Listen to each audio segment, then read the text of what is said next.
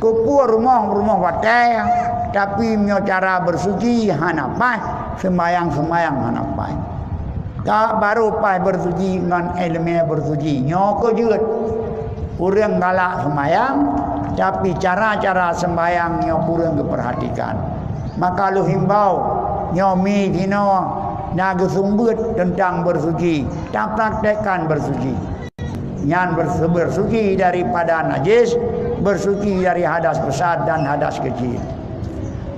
Menanjit suci najis daripada najis yang lain. Mana? Kan?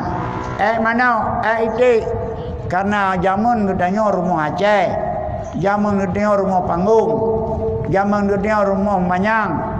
Boh itu iya ada minyak. Doh iya derawat tu. Doh mana? Cau iya siram iyo hana masalah.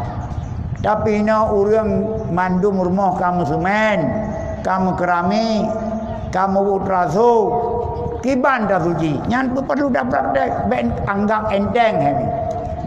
Hana arti umrah, hana arti haji, apabila sembahyang hana pai. Kiban jijar bersekan kai tu anamen. Kai tu mana? Kiban cara-cara praktek. Bergadah hilain najis. Kaji ke hukumiyah baru terjuru. Baru dapat ia yang kakak lebih kadar daripada tapak najisnya. Menyo anamen inan. Bela ia je laju. Ho lai le ia mandum najis. Yang ingat drano inang. Papa yang dah najis kenan.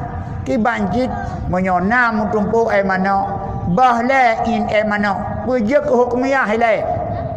Wah habis ngati dapih madu mana nyan. Baru tak siram ngan men iya. Lu tak siram ngan dia betul lah. Bejak hukumnya maka siram ia yang lebih daripada kadarnya. Insyaallah kazuji hana payah tasrah man sabah rumah. Apabila no lagi buno manok labo dempuk jo ia benar-benar nyan no hole ya iya.